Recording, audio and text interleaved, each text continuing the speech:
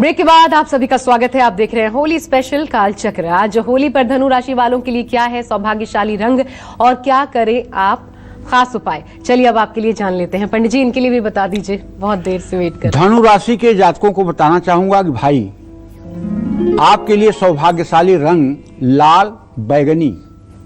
घर आए मेहमानों को केसर से बनी मिठाई और गुजिया जरूर खिलाइए। होली की असली मिठाई तो गुजिया ही है। होली खेलकर स्नान करने के बाद अपनी तिजोरी में चांदी का एक चौकोर टुकड़ा जरूर रखिए। आज शाम को अपने घर में कंडे की धुनी जला करके शाम के समय उस पर गायत्री मंत्र का जप करते हुए गाय का घी डाल करके स्वाहा बोलिए। अगर ये उपाय आपने 108 बार कर दिया, दावे के साथ कह सकता हूं आपके घर में नकारात्मक ऊर्जा नहीं रह सकती। धनु राशि के जातक चने की दाल, हल्दी, पीला कपड़ा, आंवला, ये सब चीजें दान कर सकते हैं। खरमास के जहां तक उपाय की बात है तो नित्य आपको आदित्य हृदय स्तोत्र का पाठ करना चाहिए और विष्णु सहस्रनामावली का पाठ करना चाहिए। शाम के समय घर में देसी घी का दिया जलाना चाहिए। ये उपाय करने से जीवन में तरक्की होगी, परिवार में खुशियां आएगी। अगर विष्णु सहस्रनाम का पाठ आप नहीं कर सकते तो ओम राम रामेति रामेति रमे रामे मनोरमे सहस्रनाम तत्तुल्यम राम नाम बनाने। भगवान शिव ने माता पार्वती से कहा है कि केवल यही इतना कर लेने से 1000 बार राम नाम कहने का फल मिलता है। जय मां विंध्यवासिनी। और पंडित जी मैं दो चीजें जानना चाहती हूँ आपसे, क्योंकि आज आपके साथ बहुत दिनों बाद अवसर मिला है और इतने शुभ दिन पर दो चीजें जो बीच में सुनी मैंने, उन पर मैं जानना चाहती हूँ। शायद लोगों के मन में भी ये प्रश्न हो। एक तो क्या वाकई जिन्होंने गुरु न किया हो उनको ओम नमः शिवाय का जाप क्या नहीं करना चाहिए? उनको सांबा सदाशिव ज्यादा सूटेबल है। दूसरा कि क्या महिलाओं को चंदन का टीका नहीं लगाना चाहिए? दोनों पर ही जवाब। पहले प्रश्न का उत्तर तो ये है कि शिव पुराण में तीसरी संहिता में लिखा हुआ है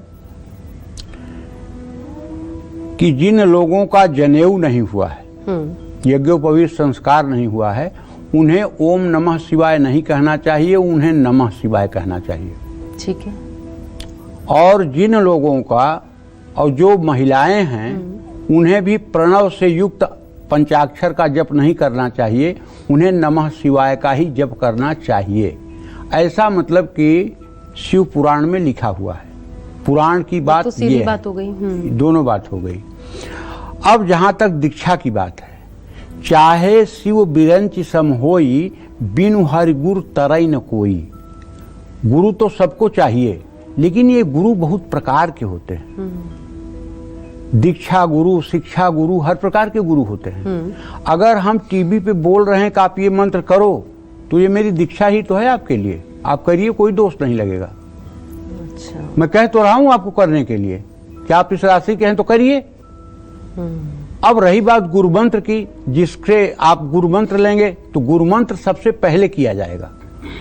पहले आप जब अपनी दिनचर्या की शुरुआत करेंगे तो अपने गुरु का ध्यान करके गुरु मंत्र से करेंगे। दत्तात्रेय के 24 गुरु थे, 24 लोगों से उन्होंने ज्ञान प्राप्त किया था। तो इस तरह से जैसे हमारे गुरु जी जो हैं वो तो प्रतापगढ़ जिले के रहने वाले हैं, जो हमारे दीक्षा गुरु हैं, लेकिन जो हमारे शिक्षा गुरु हैं वो मतलब कि महाराज जी वृंदावन में निवास करते हैं। तो जिन्होंने दीक्षा नहीं ली उनके लिए?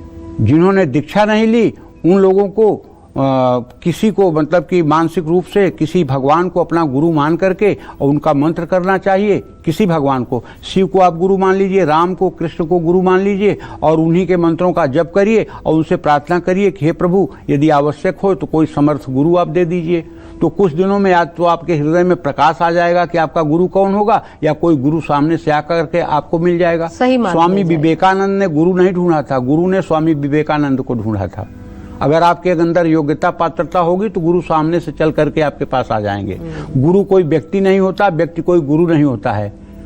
गुरु जो है ये कोई व्यक्ति नहीं होता और न व्यक्ति कोई गुरु होता है। गुरु ब्रह्मा, गुरु विष्णु, गुरुदेवो महेश्वर, गुरु साक्षात पर ब्रह्म। गुरु साक्षात पर ब्रह्म है और पर ब्रह्म का निवास कण कण में है।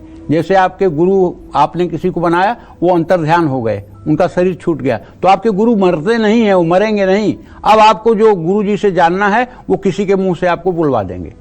आप अपना गुरु भाव उसी में करें, उससे आपको जवाब मिल जाएगा। ठीक है। और महिलाओं वाला? महिलाओं वाले में तो यही है कि नमः शिवाय का जप कर सकती हैं, चंदन का टीका बिल्कुल लगा सकती हैं। अरे ये सब विडंबना है। हमारे यहाँ जितनी देवियां हैं सबको चंदन न लगाया जाए तो उनका मतलब कि आभूषण ही अधूरा है। समझ रही हो? देखो, मानसिक पूजा की भी बात अगर करते हैं ना, तो मानसिक पूजा में उद्यत चंदन कुंकुमारुण पयोधाराभिरा प्लाविताम नाना नर्घमणि प्रबाल घटिताम दत्ताम गृहाणाम्बिके आमृष्टाम सुर सुंदरी भिर्भितो हस्ताम भुजे भक्तितो माता सुंदरी भक्त कल्पलतिके श्री पादुका मादरात देवेंद्राभिरचितम सुरगणैरादाय सिंहासनम चलचत कांचन संचयाभिर्चितम चारु प्रभा भास्वरम एतत् चंपक्यतकी परिमलम तैलम महानिर्मलम गंधोद्वर्तन तरुणी दत्तम गृहाणाम्बिके पश्चात देव गृहाण शंभु गृहिणी श्री सुंदरी प्रायतो गंधद्रव्य समूह निर्भरतरम धात्री फलम निर्मलम तत्केशान परिशोध्य कंकटिकया मंदाकिनी स्रोतसी स्नात्वा प्रोज्वल गंधकम भवतु हे श्री सुंदरी तन्मुदये सुराधिपति कामनी कर सरोज नाली धिताम स चंदन स कुंकुमा अगुरु भरेण बिभ्राजिताम महापरिमलोज्वलाम सरस शुद्ध कस्तूरिकाम गृहाण वरदायिनी त्रिपुर सुंदरी सी प्रदे। माता को इतना चंदन का उपटन लगाया जाता है, पूरे शरीर में लेप किया जाता है, और उन्हीं की स्वरूपा ये देवियां हैं, स्त्रियां हैं, ये चंदन नहीं लगाएंगी? इतना बड़ा अनर्थ। ये सब ढोंग करने वाले लोग हैं। पंडित जी, इतने विस्तार से, इतने बढ़िया तरीके से इस पर जवाब देने के लिए। अब मैं मकर राशि के जातकों के बारे में आपसे पूछना चाहूंगी। आपके लिए सौभाग्यशाली रंग ये जो है वो है मैरून और भूरा। घर आए मेहमानों में छोटे बच्चों को चॉकलेट मिठाइयाँ खिलाइए। होली खेलकर स्नान करने के बाद किसी दुर्गा मंदिर जाइए, माथे पर कुमकुम से तिलक करिए। जितना हो सके आप नमः शिवाय का जप करिए। मन ही मन जप करना आपके लिए फायदेमंद होगा। मकर राशि के जातक को होली और काले तिल, सरसों या लोहे का सामान दान करना चाहिए। खरमास के उपाय यह है कि पानी में गंगा जल मिलाकर स्नान करना चाहिए।